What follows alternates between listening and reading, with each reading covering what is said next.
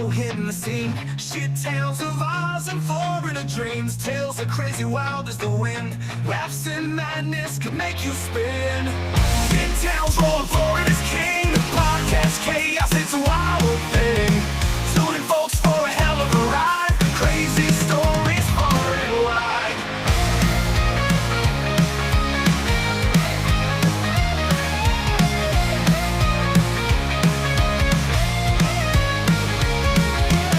From down under to the Sunshine State, mishaps and mayhem can't escape fate. Chuvalo and Croc Dundee, a wild ride on Podcast C. Shit tales roll Florida's king. Podcast chaos, it's a wild thing. Tune in folks for a hell of a ride. Crazy stories far and wide. From down under to the Sunshine State, mishaps and mayhem can't escape fate. Chuvalo and Croc Dundee, a wild ride on Podcast C. Shit tales roll Florida's king. Podcast chaos, it's a wild thing. Tune in folks for a hell of a ride. Crazy stories far and wide. Hello, everybody. Welcome to another fantastic week of chicanery, shenanigans, shithousery, and all around what the fuckery. I am NCR News Network, joined by friend, colleague, and co-host, and currently Mark Safe from Rhea Ripley. Now, Mr. Anthony Caruso. Good morning, good afternoon, good evening, NCR, and to everyone right around this great world. Yes, I am. I got to watch a bit of her performance in Survivor Series, and yeah, let's just say I'm safe from mommy, but for how long? Why must you turn that into a bad thing? I wouldn't mind Goth Mommy dominating me, I'm just saying. Yeah, well, when she puts you in Riptide, you're going to probably enjoy it for about 5 seconds and then realize why she's called mommy. Why must you try to be the screen door of my submarine? Because I'm a terrible human being. Fair enough. Before we go any further, let's take a little quick hit from our sponsors. And this one's been around for quite a while. Allow your imagination to run wilder than Hulkamania down at Becca's House of Secrets. With a wide range of books, games, and accessories, Becca and her team will help you immerse yourself into whatever fantasy you may have. Mention the promo code HUN at checkout for 10% off. Check out their great range of products and make sure they see you next Tuesday at Becca's House of Secrets, where your fantasy is our secret. Get hot in here. I think that's probably our good friend Cicero getting a little moist. And our last sponsor. Today's sponsor is Aura. It's that time of year again. Stores are full of shoppers, and Mariah Carey comes out of her icy thaw to demand her tribute as always.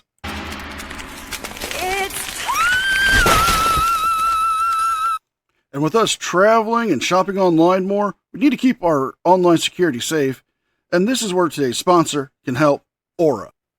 Aura is an online digital security that protects your data with 24-hour monitoring of your personal data, your credit, and make sure your data doesn't get sold off to data brokers. And with it being the holiday season, we do a lot more traveling, and we're going to be on public Wi-Fi a lot. I'm not driving, I'm traveling. And doing online shopping can leave your data open to data thieves and data brokers selling off your data, and hackers and scammers trying to get your info, but you can make your data safe.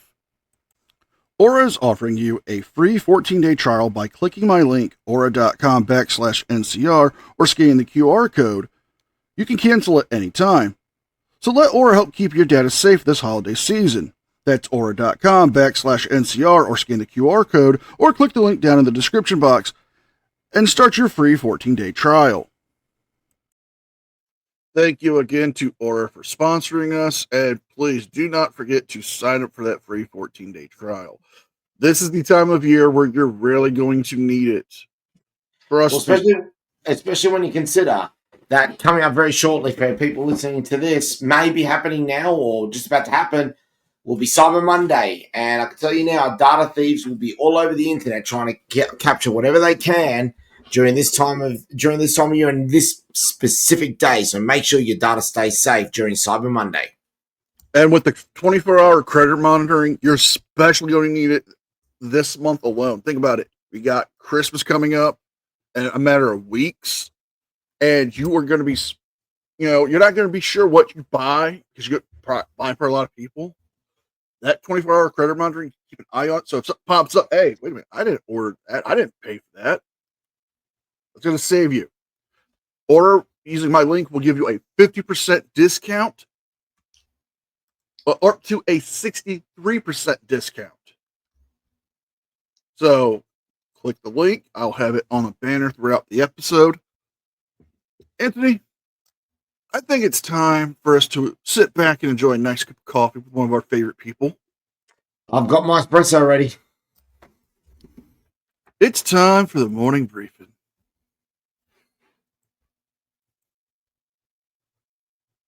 Hello, everyone. It's time for morning briefing, and I hope you have your favorite cup of coffee.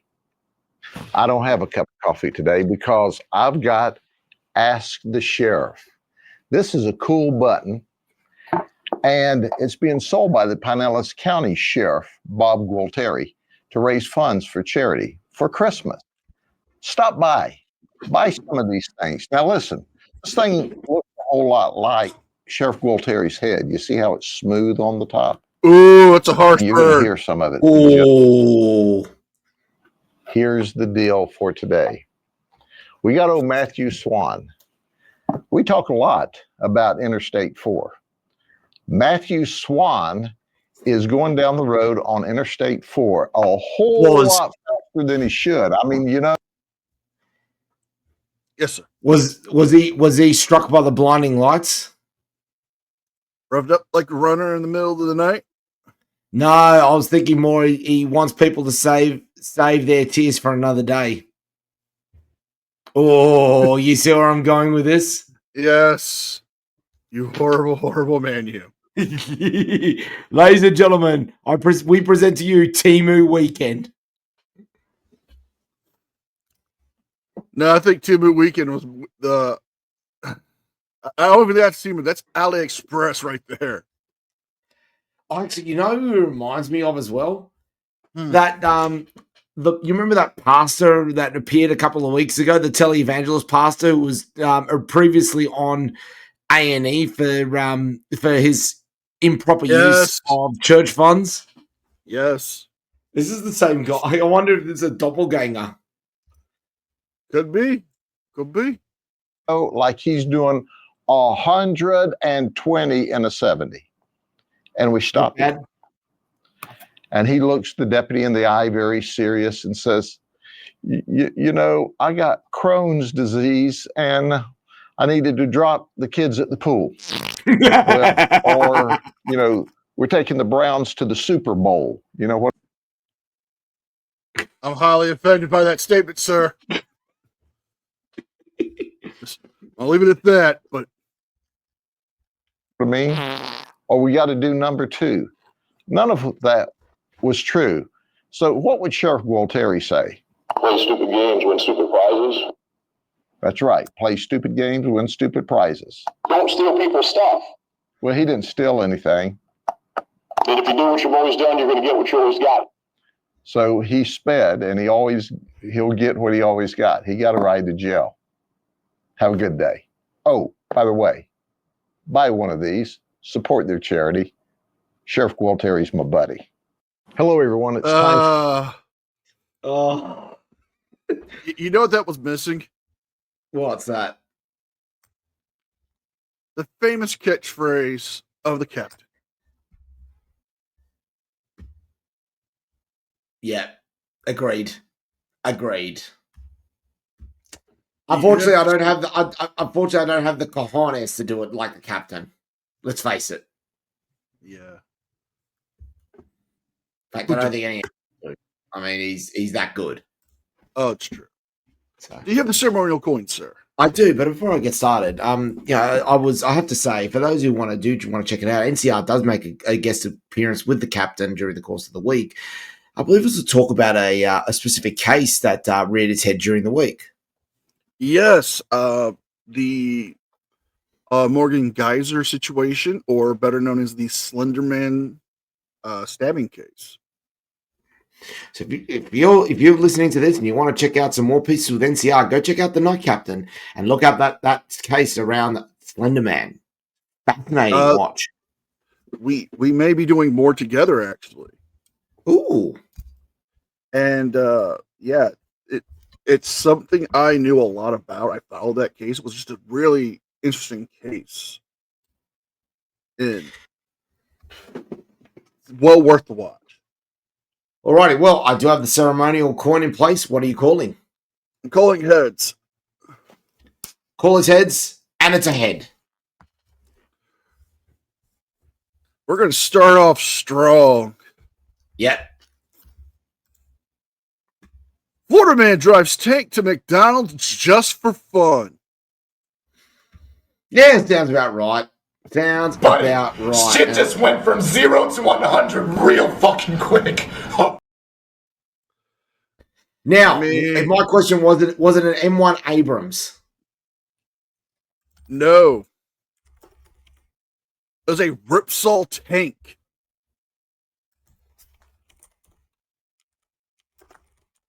Really? Yes. Wow, God. Okay, I'm curious.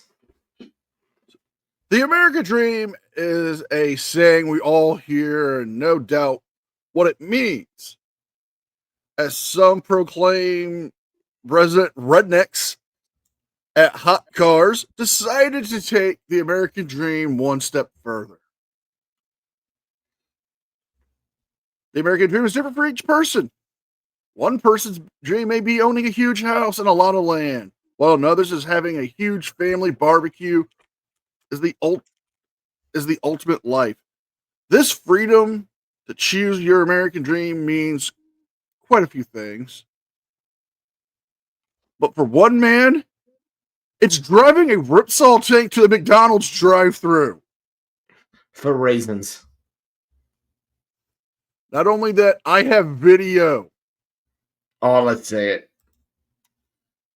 Let me get this queued up.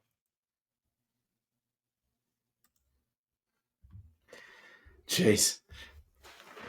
It's like the modern equivalent of rocking up to a KFC inside an M4 Sherman. Are you ready for this? Let's do it. Don't cut them off, whatever you What the hell? do. Hey guys, today's video is sponsored by Raycon. All right, guys, it is. Okay, so I ain't going anywhere.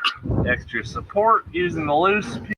we're not going to do the full 18-minute video, but that is a fucking tank.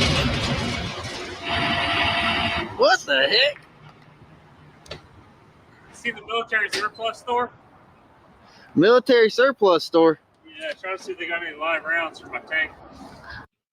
Now, let's see the ultimate prize. Dun dun dun dun dun dun. Dun, dun, dun.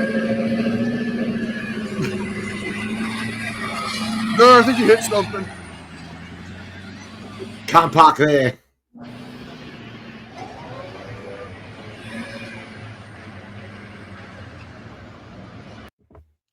Okay. Now, let's be honest. This is some straight Florida man bullshit.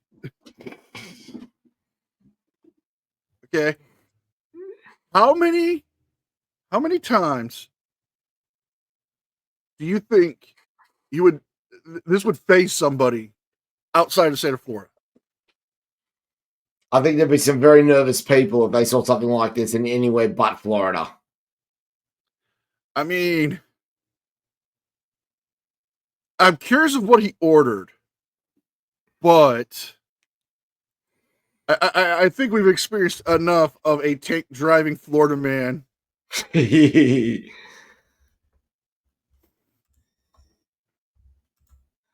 know, Shall we? I think we're going to have to move on because this was just going to get us in a lot of trouble. This is going to get us in a lot of trouble indeed. Number 10. I can't believe I'm going to say it again. It is not Port Pirie. Port Pirie, are you guys maturing again? I know. Instead, we're off to Pakenham in Victoria.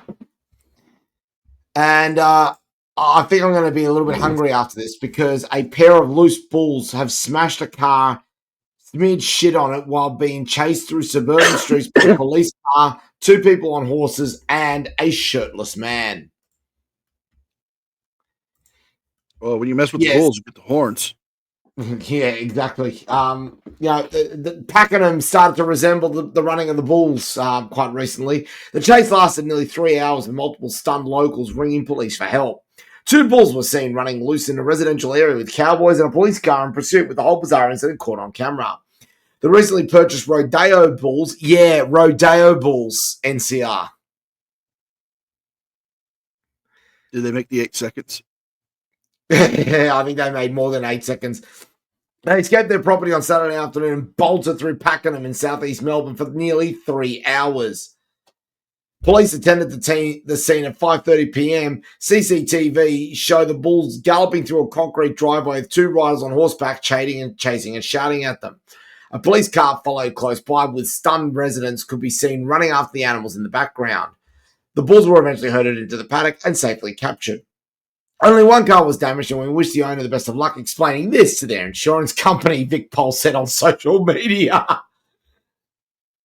Oh, dear. I can imagine the insurance company's probably listening to that story and just go, that's a load of BS. Sir, don't feed me some cock and bull story about a bull shitting on your car. Okay? Mate, but I was telling you, the bull damaged my car. Look, if you're calling a Lamborghini a euphemism for a bull, no, it's not going to work here without proof. Listen, telling you. Listen, it's a moon day. I don't need this kind of crap already. And here it is, ladies and gentlemen. There's the 2 bulls running down the street, down the street. There's the cowboys. Yep. And that was after that, a shirtless guy running after them, and there's police. Where's the Benny Hill music when you need it? They're riding them in, riding them out. Ride them in, ride them out, all high.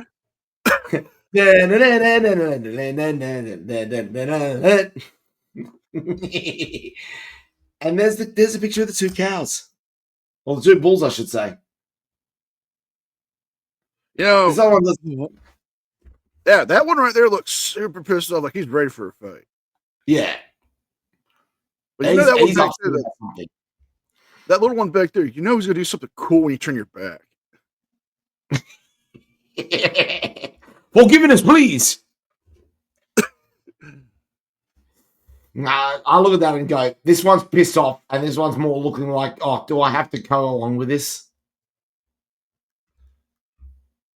Moo in, moo out, boy. Moo in, moo out. Moving right along, NCR, to your number 9. Number 9. Well, this one's a bit of a funnier story, but Bonnie and Tide are arrested after stealing $31,000 in detergent vacuums in a retail crime spree. What the hell? I know, but they were trying to make a clean getaway.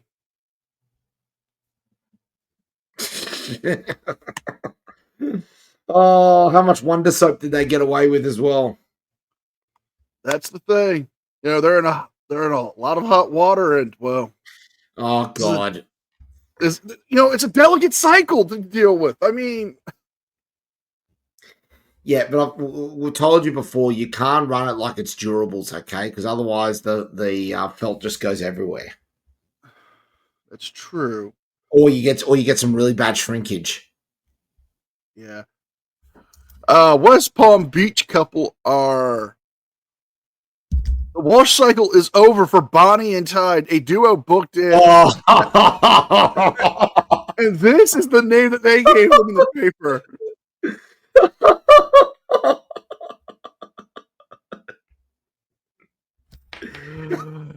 After the duo were booked into for their multi-county crime spree of worth $31,000 of them stealing detergent and vacuum cleaners, landed them in a bit of hot water. Oh, no, don't do this. I'm reading the article. That's in the article. In September of 2025, Dollar General reportedly a string of laundry detergent and related massive losses, according to the chain, across Palm Beach County Sheriff's Office. The following investigators and detectives say that they located the suspect's vehicle and identified them as the detergent thieves, a 29-year-old Caleb Franklin and a 29-year-old Naosa Taylor. Yeah. Deputies say the thieves spanned multiple counties where it landed them statewide prosecution, and it is what they called Operation Bonnie and Tide. Jeez. I love Florida cops. They have so much fucking fun. Oh, that's so bad. The collective investigation efforts identified 41 different incidents of retail theft by the duo, totaling $31,840 in losses.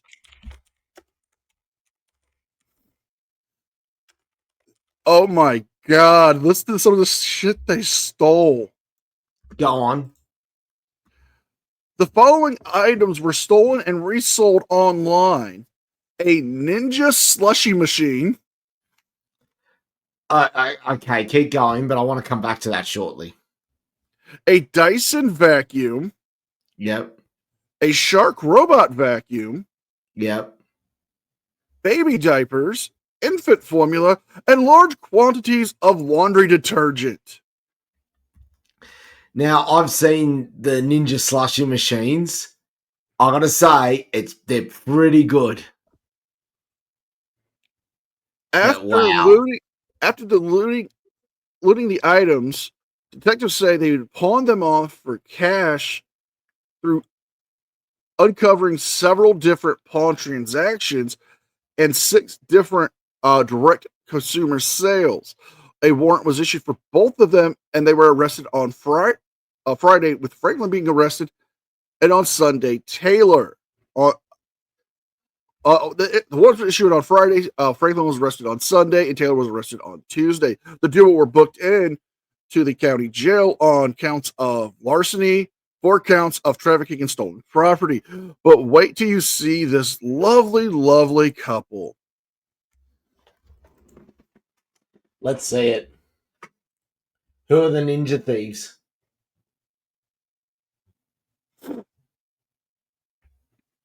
What the hell? There's more. Because this is one of 4. Yeah. There's Miss Taylor. There's Mr. Franklin. Mm-hmm. And here's Mr. Franklin with a bunch of stolen shit. Oh, that's subtle. That is so subtle. I mean, come on, man. Do better. Seriously, do better. I wonder if he got the Tide Pods. Oh, don't go there. Seriously. What? Oh, I've had to deal with enough as it is. You know, they're trying to make a clean getaway, but ended up, just making an absolute mess. Like I said, it's a delicate cycle. You got to be careful. You got to handle with care. Sometimes. Yeah, unfortunately, they overcooked the Dyson vacuum cleaner, which is very possible. It's true. Moving And with on. that, number 9 for the shitdowns of Australia takes us to Beaconsfield in Tasmania. Now, for those of you who know your Australian law, you'll remember that there was that mine collapse that occurred in the 2000s. And they had those miners that actually managed to survive. I think it was about 2 or 3 weeks, and eventually brought out. And they managed to survive with canned foods being sent down and a recording music of the Foo Fighters. Dave Grohl was so impressed that he wrote the ballad. He wrote a song, an instrumental called "The Ballad of the Beaconsfield Miners." It was a very wholesome story. Well, we're going back to Beaconsfield, but it's a very, very confusing story. What is the story this week? A 3-meter gorilla statue has been stolen from the roof of a house. You're What looking in at the me. actual fuck? Yeah. A giant gorilla statue stolen from the roof of a Tasmanian house has been found dumped on the side of a road. The 3-meter tall fiberglass figure was pinched from the roof of a Margaret Street property in Beaconsfield on Sunday night. Tasmanian police described the theft as a little bananas given the statue's hefty size. It is believed that thieves likely use a trailer to haul it away. Standing at 3 meters tall is not an easy thing to remove, and police are seeking any information from the community about who may be responsible for taking it. After a tip-off from the community, the statue was found on Rifle Range Road and collected by its relieved owner. A local community group confirmed the recovery on Monday. The gorilla has been located and arrangements are being made to go pick him up as he's been dumped on the side of a road, the post said. Police have urged anyone with information, CCTV or dashcam footage to contact them on 1300 444 or call Crime Stoppers on 1-800 333 000. And because all of you degenerates watching this will want a piece of it, I have the photo of the statue.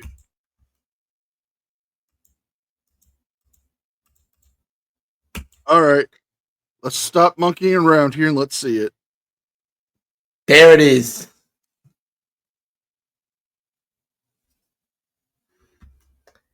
And it if I looks go a like little bit, something else, not like a gorilla. yeah, well, when I come around to the front of it, you'll see. Is that That's where Harambe?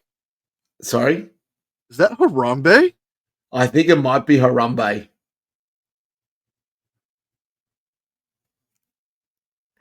Everyone, if you're watching this, keep it in your pants, please. There's no need for that.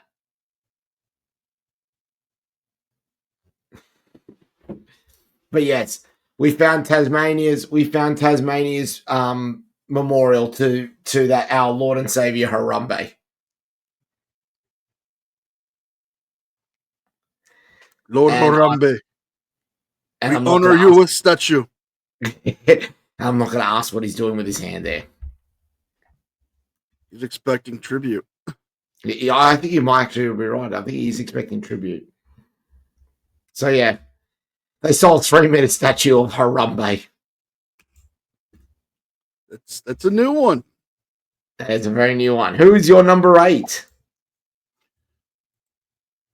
Florida man launches donut tray at Brevard Duncan's worker and kicks her in a tantrum over food waste. Wait.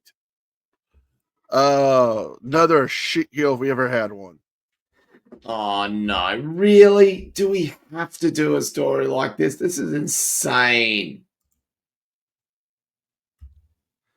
Yes, we have to because it's Florida. If we don't, we're gonna be called out for it. True. Carry on.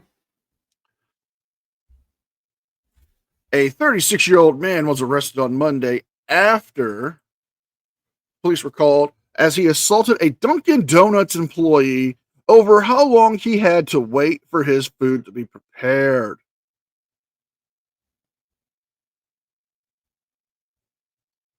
You know, I get it. You're hungry and you want a delicious donut, but stop it. You're not yourself when you're hungry. That's true. Police were called to the Dunkin' restaurant shortly after this brawl began, where when they tried to when they arrived, an employee had told the officers that she had walked out of the restaurant's bathroom and saw Thomas Lewis angrily arguing with another employee about the wait time for his order. According to the reports, the first employee told Lewis of Hollywood, Florida, that she didn't know how long it would take to prepare his sandwich that he wanted, but he just needed to wait for her co-worker to return from the bathroom. The other employee briefly re-entered the bathroom in hopes to defuse the argument, but when she came back out, police say she saw Lewis claiming to be on the phone with 911 to request a refund, and as she began recording him, police say Lewis grabbed a donut tray and said he would take it if he didn't receive a refund. Police say Lewis also began recording them and throwing the tray at the employee before kicking her in the stomach, causing her to lose balance and falling to the ground. The employee suffered a minor cut to her chin and severe pain to her abdomen after being kicked. She was refusing to be taken to the hospital, and instead they obtained the cell phone video of Lewis going on his tirade, and police later found Lewis's SUV, identifying him by the employees, leading to his arrest. He is currently in the Brevard County Jail, where he was charged with battery and is on a $2,500 bond. But it wouldn't be fair if we didn't name and shame.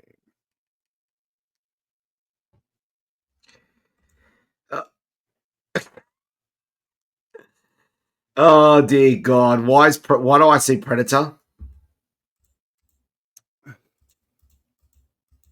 Because he hasn't been blooded yet. He's not true. Oh dear God! What did that Dunkin' Donuts ever do to you? That's an institution. I know. You actually go for a nice, tasty donut right now. Nice Boston cream. Donut. In In fact, there's a better saying in terms of that entire situation, because we should pay homage in terms of this. I know I shouldn't eat thee, but sacrilegious. Indeed. Who is your number 8, sir?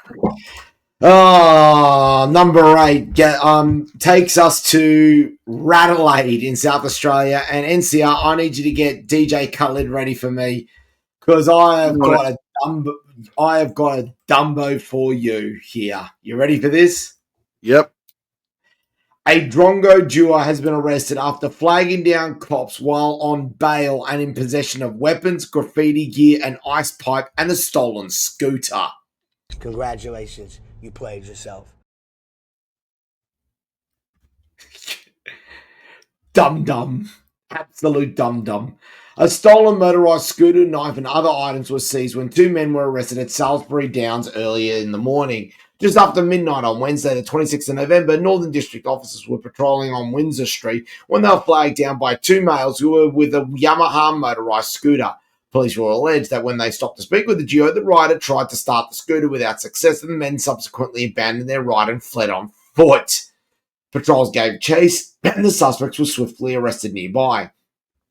Checks on the scooter revealed that it was recorded as stolen from a car park in Modbury on Thursday, the 6th of November.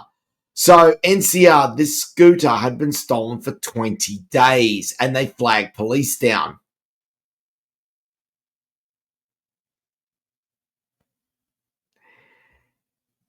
But wait, there's more. A 38-year-old man from Whyalla, of all places, was charged with breach of bail, illegal use of a motor vehicle, possessing a graffiti implement, and carrying an offensive weapon after he was searched and found to have blade and marker in his possession. The man's arrest also cleared an outstanding warrant that was issued for his arrest. He was refused bail and will appear in Elizabeth Magistrates Court. The alleged rider of the scooter is a 42-year-old Paralowie man who was charged with riding without a license and illegal use of a motor vehicle. He was further charged with 2 counts of carrying an offensive weapon and possessing an article of disguise after police uncovered a knife, a balaclava, and a slingshot. Wait. Balaclava and slingshot? A slingshot. Continue, please. The man was granted police bail and will appear in Elizabeth Magistrates Court on Wednesday, 7th of January. The Paralowie man was also issued with a drug diversion for possessing an ice pipe. The stolen scooter has been taken from the scene, and just to provide everyone else with the details of it, yeah, this is going to be fun. First off, there's the scooter. Little Yamaha scooter. Okay. There's the knife. Hey, call it a knife? Yeah, that's my sentiments exactly. There's the marker. There's that. What do you want to call that? And there's the pipe. Well, it's got to be fancy with the electrical tape. Yeah. Oh boy, that was that's a rare one there. And the guy is from Whyalla. It just gets better. With that NCR, Whyalla brah. What is your number 7? Florida man and Miami Lakes attorney arrested after elderly cruise passenger is knocked out unconscious in a hallway in fight. Hey, yo.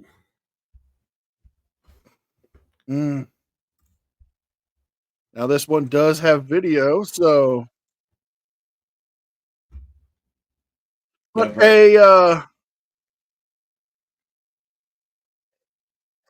this is a bit of a crazy story here.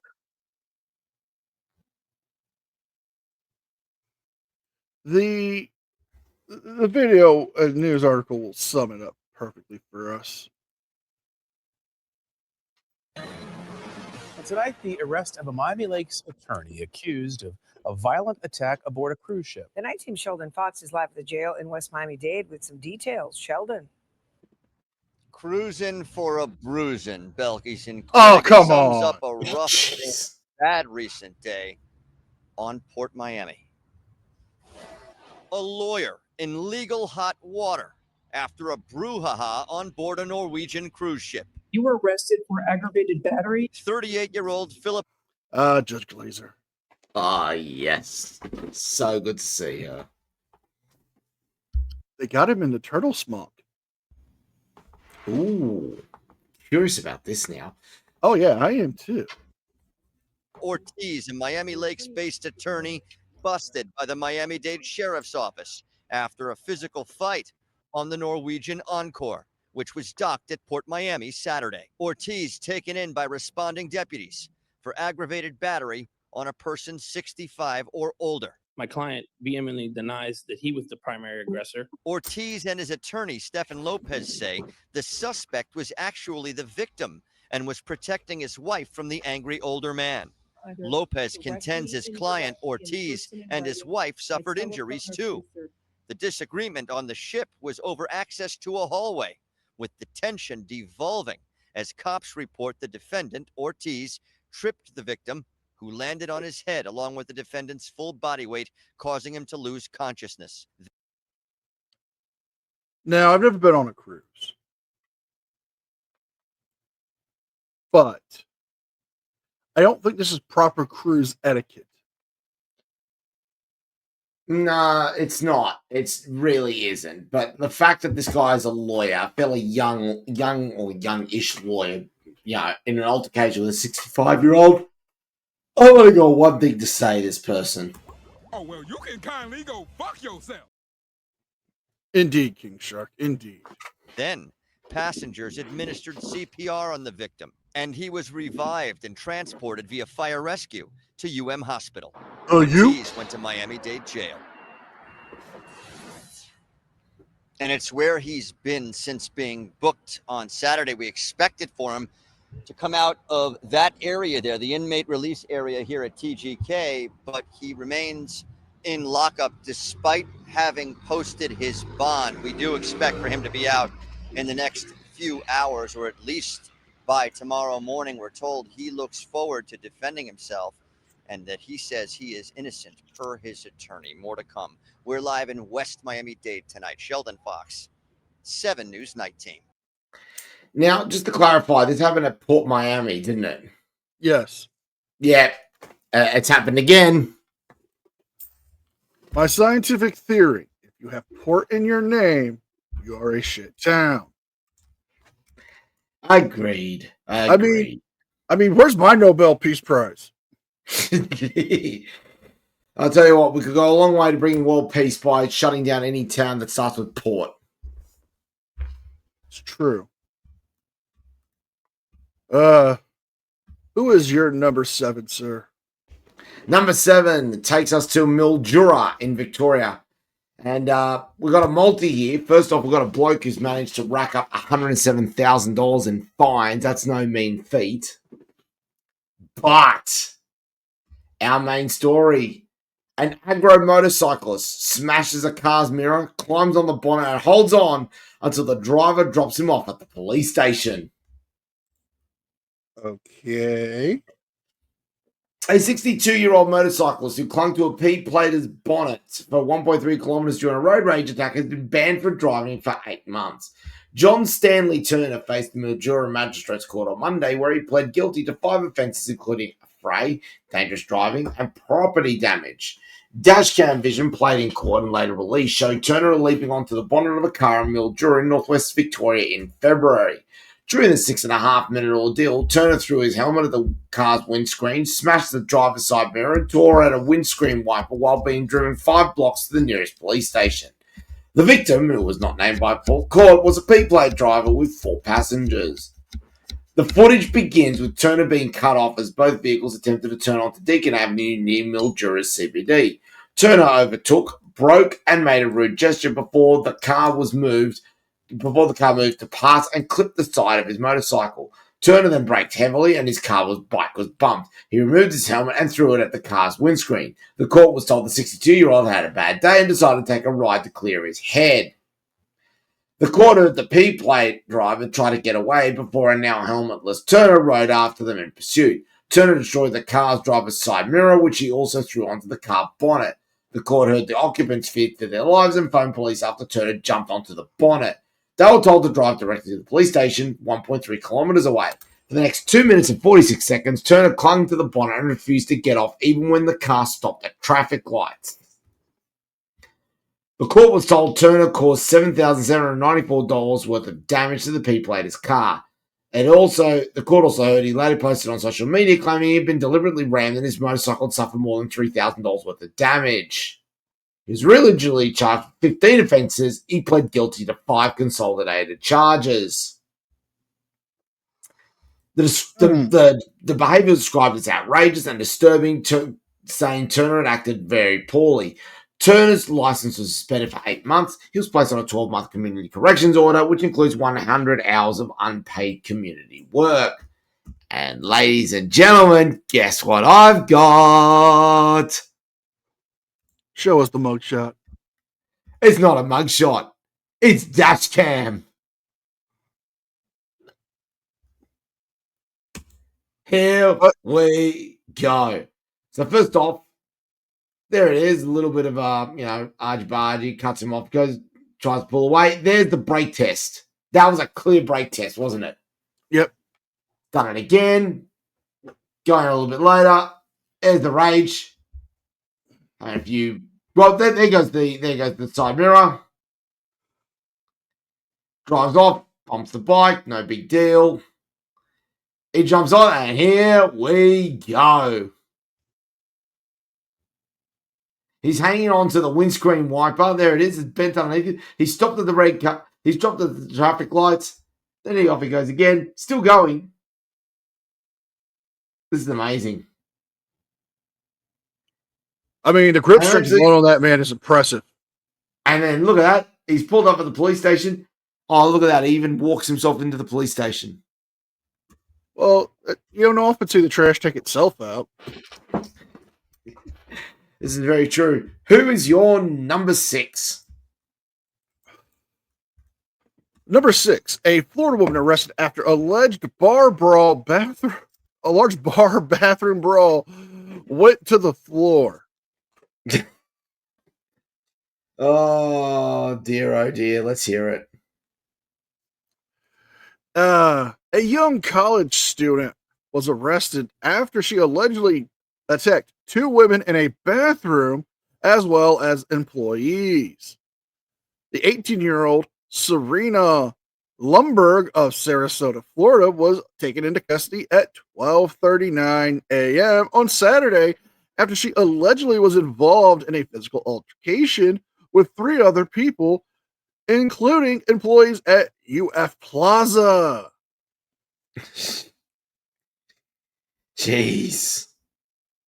The Plaza is a shopping center located near the University of Florida, which hosts many college bars, including the Grove and the GNV and Rowdy Rudy's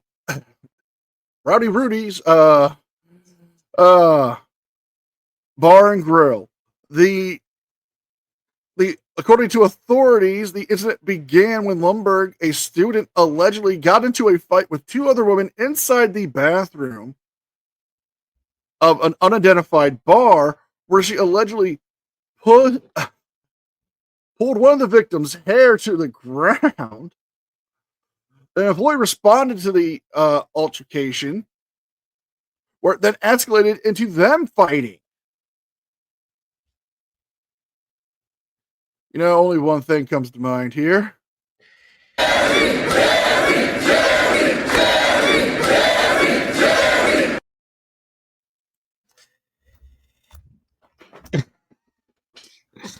Oh, that's a genuine cat fight. Genuine cat fight.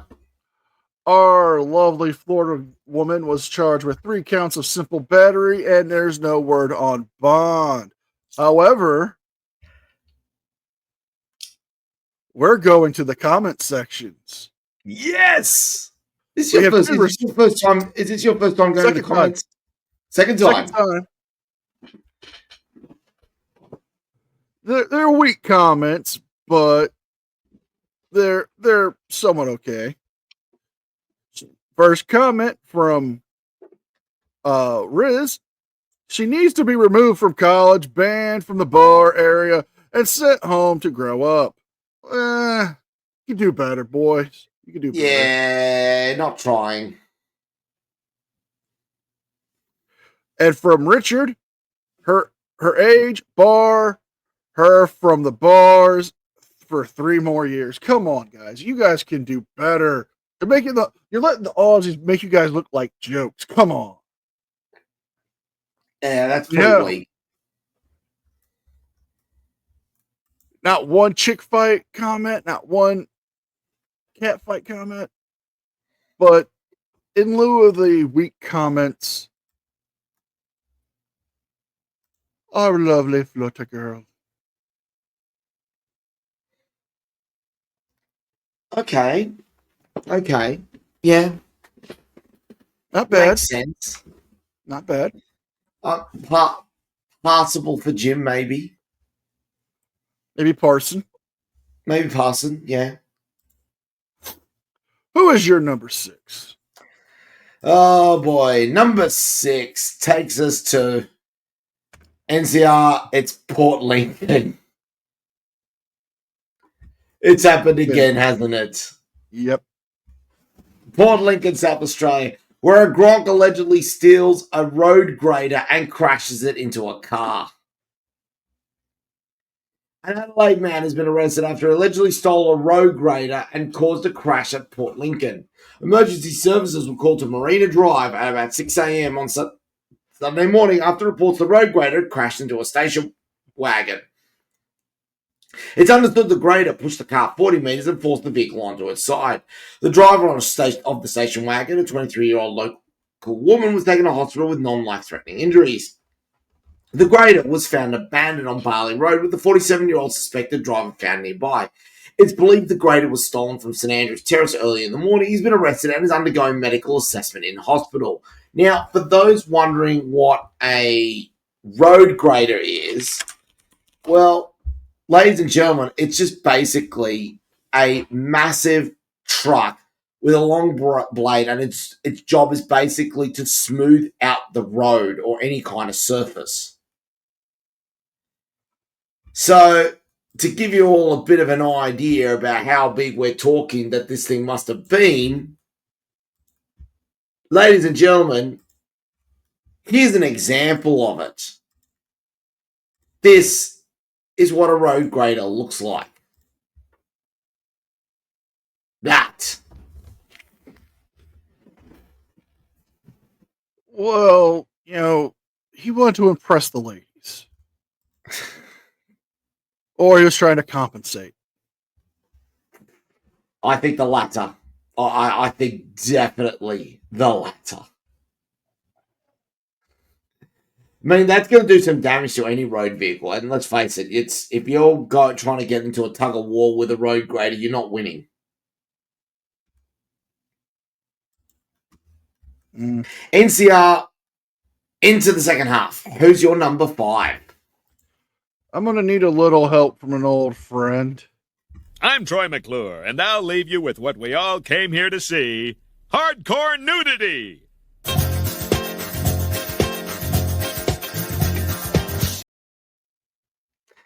Oh, we're about to get naked? That's right. But you might get mad at me. Oh, no. Why am I getting mad about getting naked?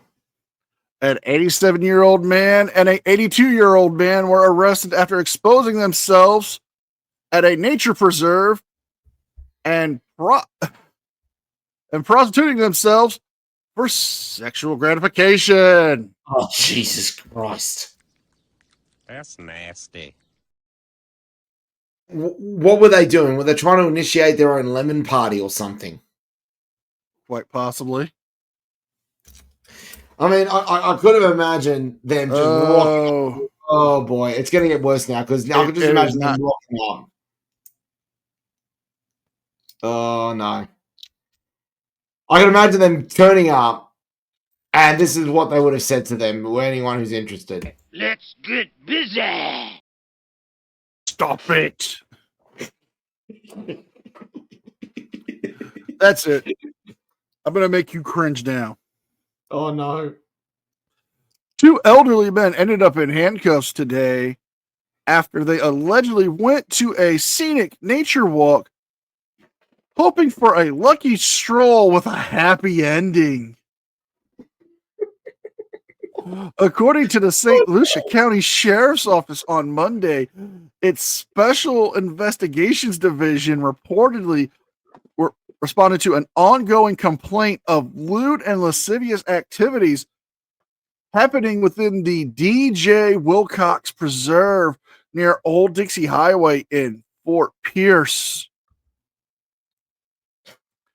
To combat the problem, detectives say they launched an undercover operation to bring monitoring to the area, and the sheriff's office said within minutes, an elderly man identified as Clarence Higgins, age 82, approached an undercover detective, exposed himself, and propositioned him for sexual gratification. Jeez. Ew. Oh. Ew. Oh. But wait, there's more. Hang on to your seat, baby, because this one's a screamer.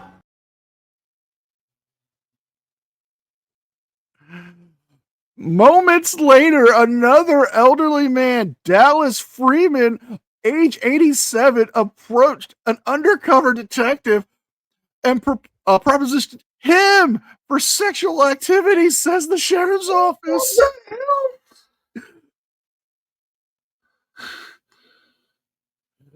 Both Freeman and Higgins were booked on one count of exposing sexual organs. But wait. No. Wait. I have their pictures. Oh boy.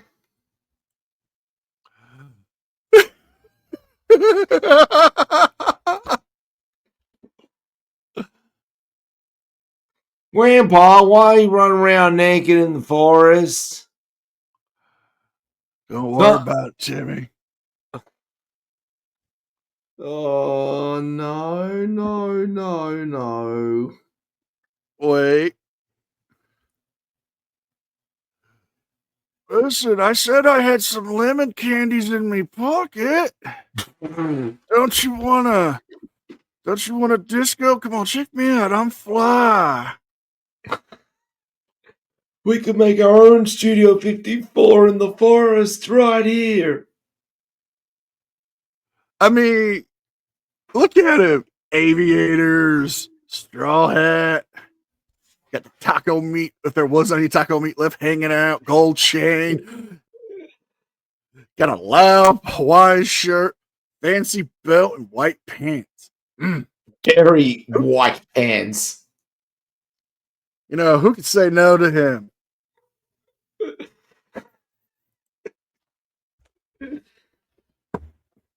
I demand to reach around. I demand to reach around.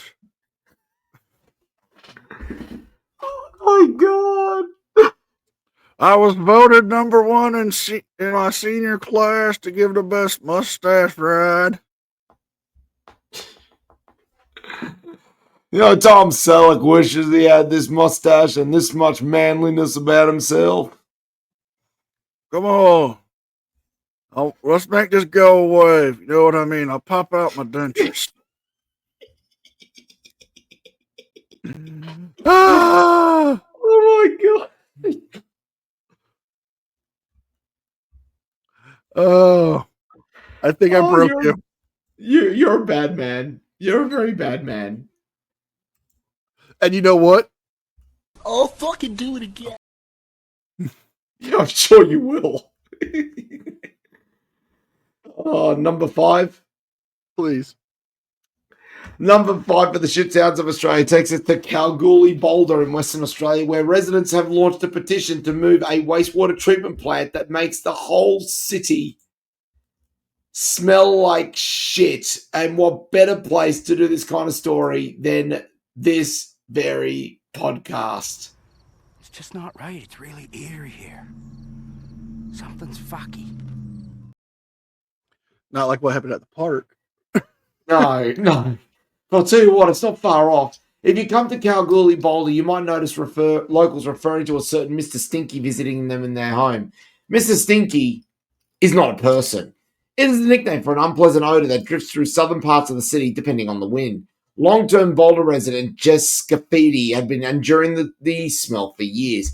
It literally comes in the back door, it wafts in the lounge room and straight into the bedroom. It's pretty much gutting the house out with its smell. Mr. Scafidi has respiratory issues and has been on antibiotics for 3 months for pneumonia. She says the unwelcome visits from Mr. Stinky was more than just unpleasant. Every time the smell comes back, I'm suffering for the next 2 days with breathing difficulties. I'm not getting better, breathing chemicals and excrement every night. Another resident, Kalgoorlie resident Shannon Robertson, agreed the smell was all but unbearable. We can't sit outside at night time. It's so bad you feel sick. It really makes you question why you live in Kalgoorlie at this point. He would like to see more done to address the cause of the smell quickly. Now, in 2024, in October, the city of Kalgoorlie Boulder hired Philippe Nagin, an independent odor specialist, to locate exactly what was causing the stench. He identified the wastewater treatment plant as one of the possible culprits. The plant is located 1.5 kilometers south of Boulder and possesses sewerage and effluent from the desert city of roughly 30,000 people. Mr. Najeem's report offered a number of recommendations for the plant, including further monitoring and the introduction of a preliminary treatment system to separate solids, sands, and grease from incoming sewerage. The city of Kalgoorlie-Boulder released a statement acknowledging the findings and outlining plans to replace aging infrastructure at the plant within 12 months. Now, since then, notice has been put forward about by the Department of Water Environmental Regulations with regards to confirming that the location is now a public health crisis. However, people have now started politicking for this to be brought forward. And my God, it needs to be done 10 weeks ago.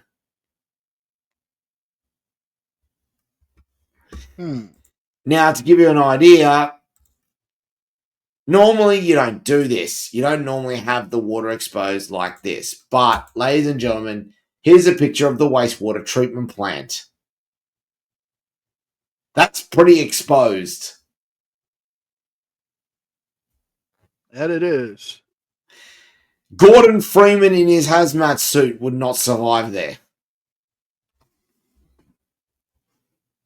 Not at all. In fact, I reckon it'd be so toxic in there, I reckon head crabs would be mutating as soon as they entered that water. They turned to crab people. Oh boy, yep, absolutely. I think I'm going to be sick from having looked at that. What is your number 4? Boat owner and captain charged in Miami cocaine trafficking operation. A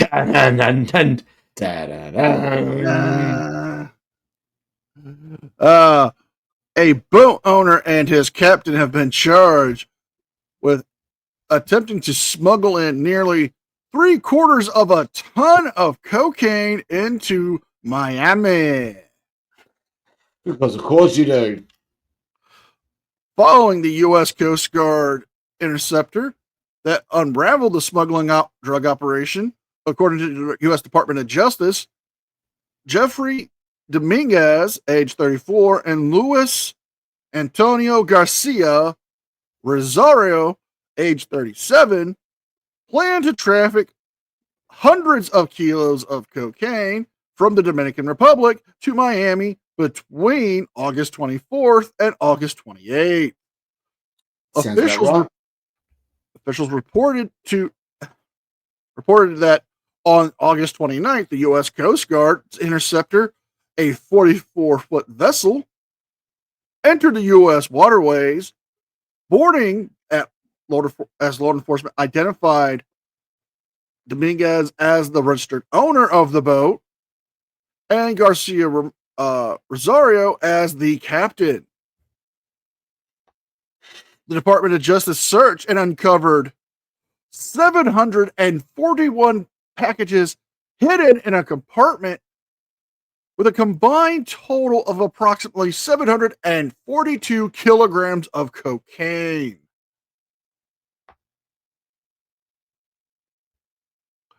Both men are now facing criminal charges counts of possession of a controlled substance with the intent to distribute, as well as conspiracy to possess controlled substances with the intent to distribute. If convicted, both will be facing maximum punishments of life in prison for each count. And they may also be facing deportation if found guilty. That'll do it. That'll do it. I mean, it's a fair amount of cocaine there. It's a lot of cocaine. Yeah, there's a lot of cocaine indeed. Who is your number 4, sir? Number 4 is going to need some assistance for this because we're off to Victoria. In particular, we're off to Melbourne. First off, we got brick bandits who have nicked $30,000 worth of merchandise from a Lego store. Yes, people stealing Lego parts from a Lego store. What the hell? I know, but that's not even the worst one. Get the Fresh Prince ready for me, NCR, because we got a convicted murderer who's decided to sue the Victorian Department of Justice for the right to eat Vegemite in prison. Oh, all right. My man Cornflake got the spirit. He a little confused, but he got the spirit. You're looking at me and just going, what the hell? I thought you guys got that already. A convicted murderer serving a life sentence in Australia is challenging a ban on prisoners consuming Vegemite, the polarizing salty spread that has become a national symbol. State authorities say inmates may use the strong-smelling paste to disguise contraband substances or brew alcohol behind bars. But Andre McKechnie argues that the ban, in place in the state of Victoria since 2006, denies him the right to enjoy his culture as an Australian, according to court documents seen by the AFP and Associated Press. McKechnie was handed a life sentence for stabbing a property developer to death in Queensland in the 1990s, and he served part of his sentence in Queensland before being transferred to Victoria. In his lawsuit against Victoria's Department of Justice and Corrections, the agency managing the state prisons, the 54-year-old says he wanted the Vegemite ban overturned. He also wants prison authorities to declare that they have failed to provide food adequate to maintain his well-being. The case has been set for trial next year. Wait, what? The fuck? I'm not kidding. Jesus Christ. He's actually managed to get a hearing on his claim that he as an Australian, he has a right to Vegemite even if he's in prison. That is as dumb as the guy in the States who tried to sue himself for getting himself arrested and sent to prison. Can we get Law Talk with Mike onto this? I think we might need to talk to some lawyers about this one, because this one is just legal. Actually, is this a case for Law Talk with Mike? Is it a case for Artie's corporate fiction, or is it a case for legal? I think it's a case for all three. Oh, that could be fun. To get three of them in a room, hash this thing out. And no, we're not accepting Randall Newman. Now, I think he could provide some quick quotes about this, but okay. Yeah, sus. Let's just say that. Creepy lawyer sus. NCR, it is medal time. Who is your bronze medalist? Our bronze medalist. Wanted Florida man unleashes bear mace on deputy and canine in Varro Beach foot chase. All right, I'm intrigued. A man is wanted in a spree after he allegedly tried to break into a car and blasted 8 deputies and a canine with bear mace before being tased and arrested. Okay, that's nuts. The Indian River County Sheriff's Office say they had received a domestic violence warrant on this young man, a 31-year-old Kyle Young, on Monday. Units reportedly observed the young man on the 2000 block of Old Dixie Highway, Southwest, walking in the wood line before deputies arrived, and he separated.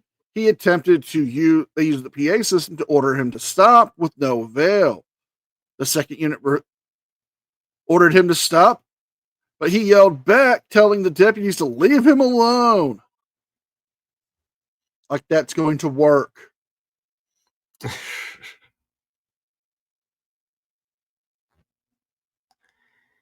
Oh, boy. A short while later, deputies say Young pulled out a can of bear mace, kept running into the open parking lot of 1700 Dixie Highway, Southwest allegedly spraying 8 deputies and a canine officer with the mace after deputies deployed a taser on him, causing him to fall down to the ground, which they had him at gunpoint with a wooden handle visible from his pants pocket. Young was taken to the Indian River Hospital Medical Center and cleared before being booked into the Indian River County Jail on charges of resisting arrest, battery on an officer, and his outstanding warrant. But would you like to see this fucking genius of a man here? Oh, let's see it. Let us see it.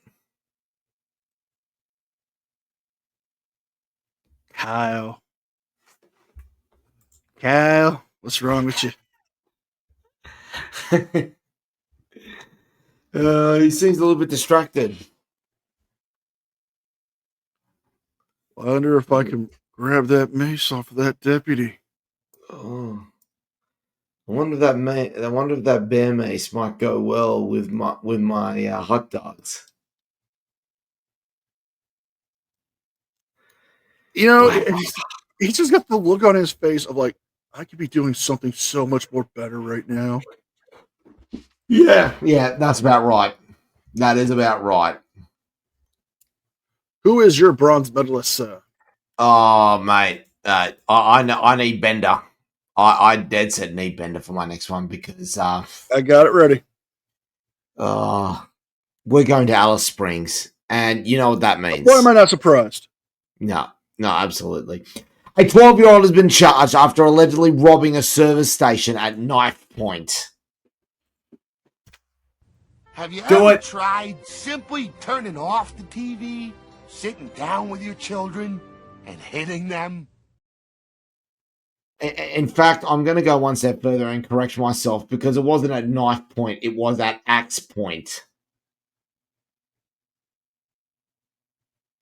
The Northern Territory Police Force have arrested a male youth in relation to an aggravated robbery that occurred in Alice Springs yesterday. At around 7:05 p.m., the Joint Emergency Services Communication Centre received a report of an alarm being activated at a service station on Dalgety Road, Breitling. It is alleged a group of up to 6 male youths entered the service station and began taking items from the shelves. One of the offenders, aged 12, produced an edged weapon believed to be an axe and allegedly threatened the 40-year-old male employee at the counter. The group left the store before the armed offender returned and threatened the employee again. Yeah, well done, you drink of water. Police attended and arrested the 12-year-old male. The remaining youths were conveyed home to the care of the responsible adults. The victim was not injured during the incident. The 12-year-old has since been charged with aggravated robbery and armed with an offensive weapon and will appear in court. Yes, I believe we have footage of him being arrested. What is the charge? Eating a meal? A succulent Chinese meal? No, I will not accept that because that bloke there has too much class for this 12-year-old kid. True, but we needed a bit of humor. The only way I can get any sort of pleasure out of this particular story is by visiting the comments section. All right. Let's hear it. Steve Woods goes, so you go to a store, take anything you want without paying for it, and the cops give you a lift home? Wow, that's going over and above community service. Yeah, that's fair. Did the police at least put a boot up their backside after banging their heads together? The system works pretty well. Dispersion of the boot is a putable offense, Anthony. You know this.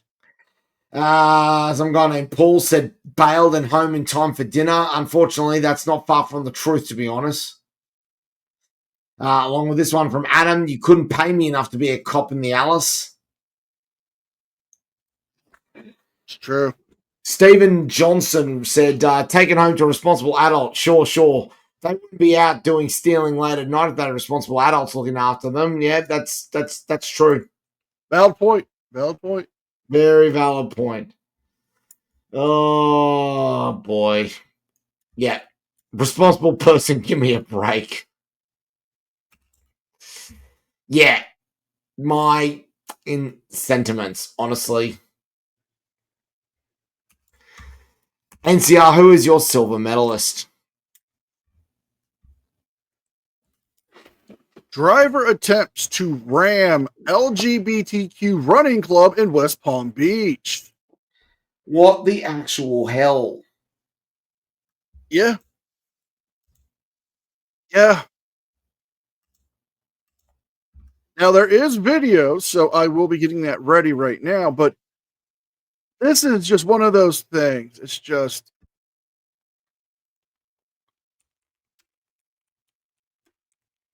So let me bring this up and we will check out this story brought to us by News 12, the CBS affiliate.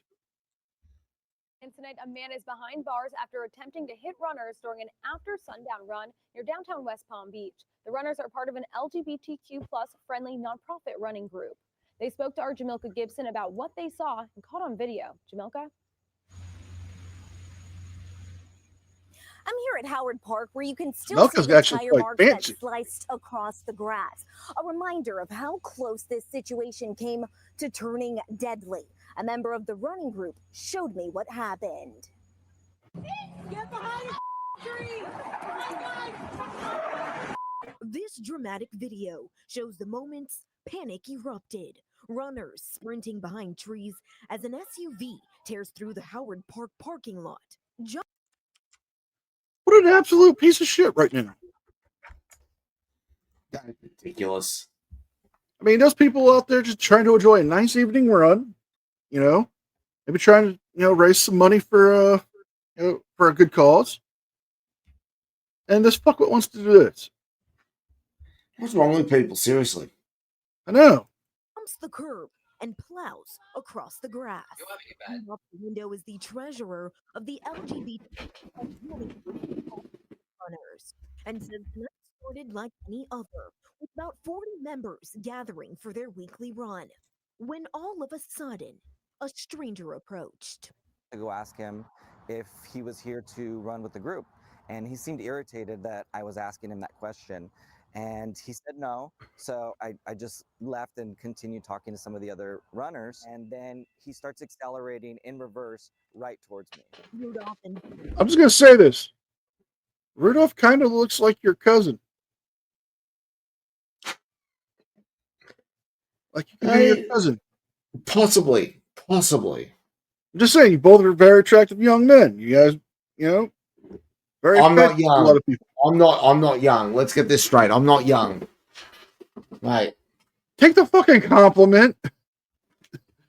Jesus, man. I gave you a compliment there. You chew me head off. Mate, I chew my own head off. I chew my own head off sometimes dealing with my age at the moment. What the hell are you doing here? Yeah, man. I'm here because of the Caruso saying he's not a young man because he couldn't handle me, the Greek Adonis that is Guido Hatsis. How did Guido end up at your place? Apparently, he stole Air Force One. I'll carry on with the story. of others, including a 2-year-old girl, scrambled for cover. There was a tree over here, which is the one that I was at. So we started getting behind that tree. We had some people here, and thankfully there's this large banyan tree that's here that a lot of people were able to move behind. Witnesses say the driver sped out of the parking lot, only to return seconds later. Fear and terror. It was an experience that I have not felt before. With no license plate and only a rough description, the group called 911, and not long after, a break. We did receive a phone call from an individual downtown letting us know of a suspicious activity involving a vehicle and a suspect matching the description, where he had pulled into a parking garage and was attempting to remove the license plate from his vehicle. And our officers responded very swiftly. Police say the suspect is 43-year-old Ahan Mamad. He's being charged with aggravated assault and reckless driving. Investigators are also working with the state attorney's office to see whether a hate crime is warranted. I would say yes. That's 100% a hate crime. Police are encouraging runners to be aware of their surroundings. Now, the running group tells me they'll be improving safety and they won't let them stop what they love. Reporting live. Good on them for, not letting this keep them down. but that's a no. There's no two ways about it. That's a hate crime. Definite hate crime. Go for the hate crime. And you know what's even worse is the fact that he tried to pull Grand Theft Auto move on everybody by getting the number plate changed. Oh yeah, and he almost took out a 2-year-old, man. It's disgraceful. Absolutely disgraceful. Wood chipper. Yeah. His punishment. Yep, wood chipper, and there's a nomination for Golden Turd. Who is your your silver medalist? I'm sorry. Oh, it's going to be fun. We're off to Perth in Western Australia. First off, we've got a Gronkes who's been fined $2,000. I think we've covered this story before that about this particular one. A Gronkes has been fined $2,000 for trying to hide a bag of meth in a miniature dachshund's asshole. I think I remember we covered that story previously. Yep. We're not going to visit that one. We got a Gronk who got tasered after running on house roofs, trying to steal a police car, stealing a police hat, and threatening cops with a syringe. That's pretty shitty. But our feature story. Oh, this is going to be fun. A counsellor has charged rape players for having a drink at a strip club. Now, I'm lost. Yeah, well, he started off by trying to explain it away by saying this. It's a pornography store. I was buying pornography. A Perth councillor has been forced to apologise after he tried to bill taxpayers a beer he drank at a well-known strip club while on a business trip interstate. City of Joondalup councillor Nige Jones was in South Australia for a council-funded conference earlier this year and claimed he could not go to sleep one night. So Mr. Jones went out in search of an alcoholic beverage that he said might help him doze off. He walked into the first bar he saw 2 minutes from his accommodation. Went in there, got a beer, and then a few minutes later, a girl walked out skimpily dressed, and I realised what was going on, so I sculled the drink and went, he told 6PR radio station. The venue he went into was the Crazy Horse Review, located on Henley Street in Adelaide CBD. It describes itself as iconic and one of Australia's best strip clubs on offer. Asked by host Oliver Peterson how he did not realise it was a gentleman's club, Mr. Jones described the whole street as seedy and he simply wanted a beer. The council was due to fly out the next morning, said he was entitled to claim back meals and drinks on work trips and has always been honest with his expenses. On August 26th, he handed over the receipts from the conference for reimbursement, but he did not actually realise he included this one from the strip club. I didn't actually receive the reimbursement. The council picked up on it straight away. I wouldn't have claimed it. I just got all my receipts from the trip and put the receipts in. They obviously picked up on that, and I explained what happened. The Perth Council also insisted he had proof he did not stay at the strip club long, as he moved to another venue not long after. It's not like I stayed there and enjoyed the girl on the podium, he continued. Asked by the host if he went to strip clubs regularly in his private life, Mr. Jones said, "My wife would kill me." He also conceded it was definitely not where a council should be and issued an apology to the City of Joondalup for rape players for his actions. He has been censured by the council and a complaint was lodged. I mean, it's an honest mistake. But my only question is, he's in Perth, right? Yeah. Why didn't he just go to the fine footy club of Bears Perth? No, he's from Perth. He was in Adelaide at the time. Oh. Still. And because we enjoy a bit of this, let's name and shame Councillor Nige Jones. I mean, the smile doesn't help. Oi, man, I just wanted a beer and I didn't want to see some skimpy chicks. And there's the Crazy Horse Review. Okay.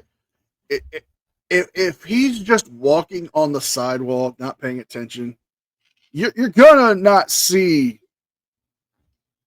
a lot of it because of that awning there. Let's be honest.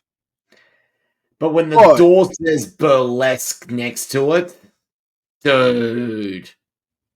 Now, to be fair, there are some burlesque bars that don't do shows every night. True. But once you go inside, I mean, you're going to see that it's not the right place. Hello? Just because that looks like my office doesn't mean a lot of things, Anthony, okay? Dwayne. Hey, leave Dwayne out of this. He's done quality work, okay? Just because my office happens to resemble that in several features, like the fully functioning bar and stage and the VIP sitting lounge for me and clients, doesn't mean anything bad. Doesn't mean I'm a bad person. I just enjoy fine arts. Yeah, well, it's clear that a few other people are a little bit skeptical about him because if we go visit the comments section, there's going to be fun.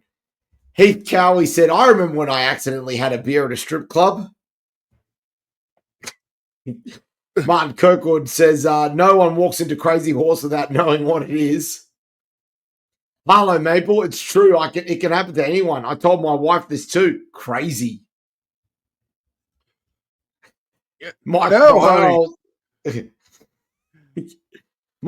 I was 18 and I accidentally walked into the Crazy Horse as well. You know what I have to say to that? Yes. I say, no. No. Stop it. Damien Cooper throws to throw his mate under the bus. Michael Nelson, like those 38 times he accidentally walked into Strats. That's like that time I accidentally paid for a lap dance. It's just, I didn't mean to. I mean, I thought they were raising money for charity. And that's with that NCR, $320. And with that NCR, who is your number one? Southwest Miami-Dade preacher and Florida man arrested after confronting a woman donating to church turns violent.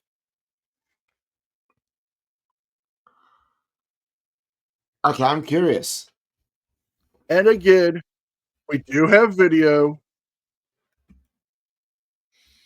Roll that beautiful footage. Just Florida man, why? Why must you be degents, even at your holiest of states? But I love this right there. Yeah.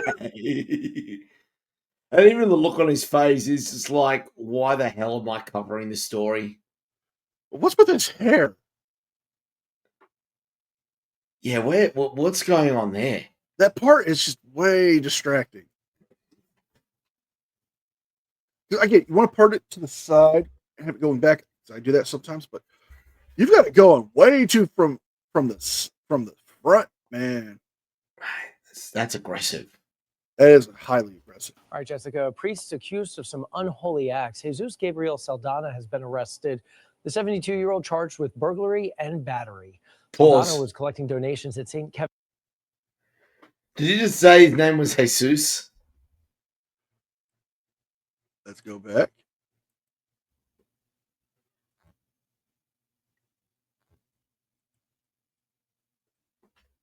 Burglary and battery. Saldana was collecting battery. Burglary charged with burglary. 72-year-old charged with burglary and battery. Hold on. Saldana was arrested. The 72-year-old charged with burglary Keep and going. battery. Keep going. Gabriel Saldana has been arrested. Gabriel. A little bit further. And battery. Go a little bit further back. Unholy acts. Jesus Gabriel Saldana. Jesus, yeah. Arrested. It is. Jesus Gabriel. Oh my God. You are not doing the work of the Lord. You don't mess with Jesus. You don't mess with Jesus. Oh my God. Charged with burglary and battery.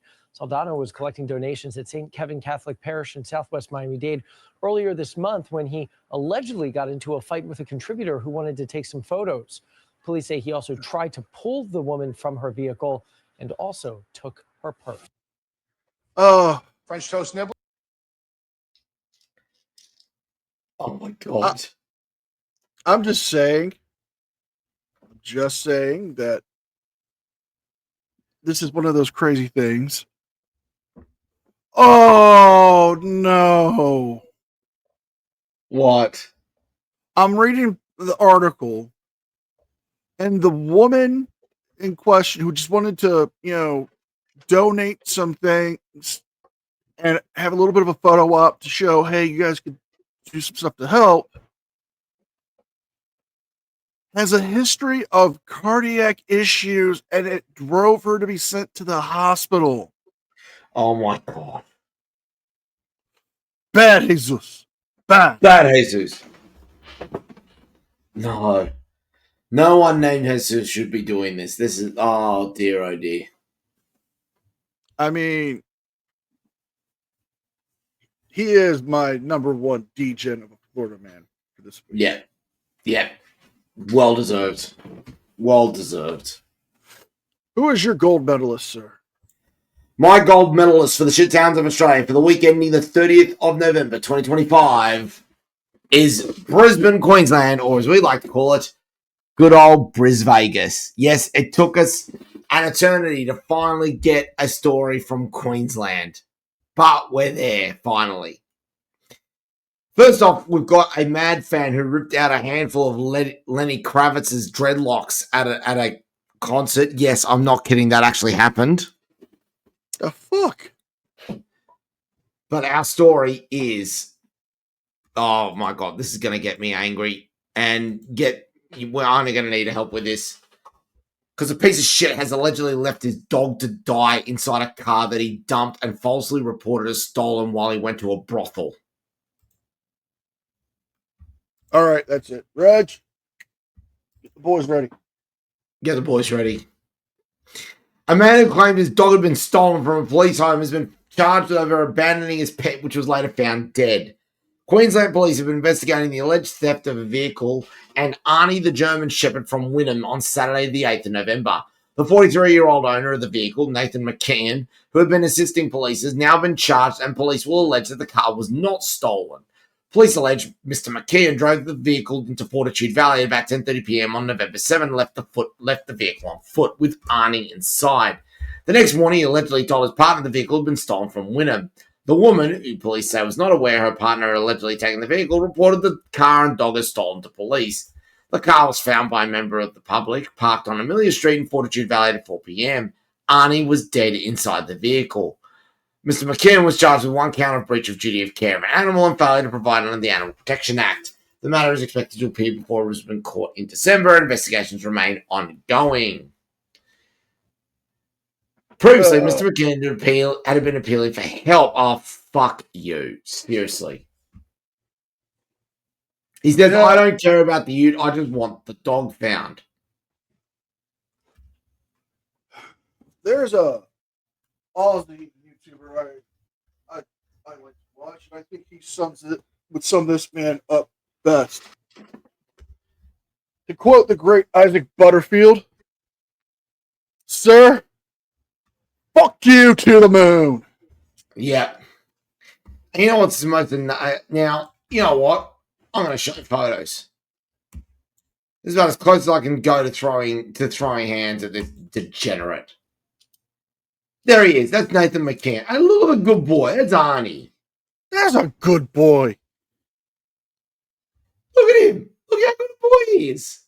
I would have taken that dog in, given him a good home, given him belly rubs. And to think this guy did that and then went to a brothel straight away. Oh, I'm outraged. I'm outraged. I say he is the golden turd and deserves a lifetime reincarnation trip to the wood chipper. Yep.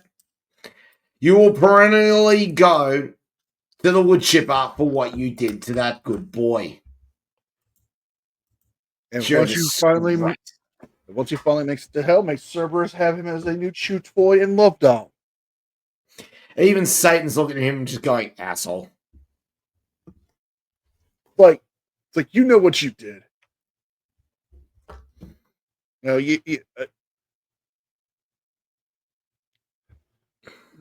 I get it. You want to go to a brothel. I get it.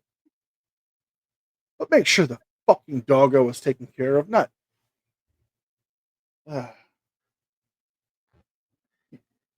I see the golden turn to you this week, sir. I thank you. I thank you. Ladies and gentlemen, that brings us to the end of another podcast. Make sure you leave your votes for the MVP and for who won this week's podcast. I think it's a pretty close one this week. It's a close one. Very close one.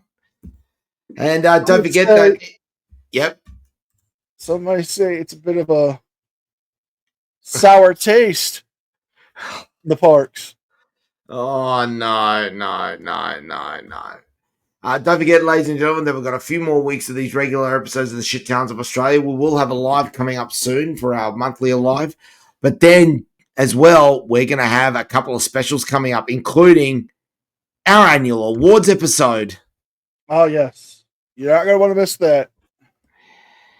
And then while we take a break from the usual podcast, we've got a little special something coming up over the break, don't we, NCR? Oh, yeah. You are not going to want to miss this.